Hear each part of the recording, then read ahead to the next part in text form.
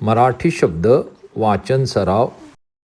गरम, गरम, वचन, वचन, हळद, हळद, वदन, वदन, नजर, नजर, तबक, तबक, टणक, टणक, चरण, चरण, सवय, सवय, शहर, शहर, फरक, फरक, कमळ, कमळ, छगन, छगन, मलई, मलई, लखन, लखन, चषक, चषक, फणस, फणस, अक्षय, अक्षय, गरज, गरज, पवन, पवन, पदक,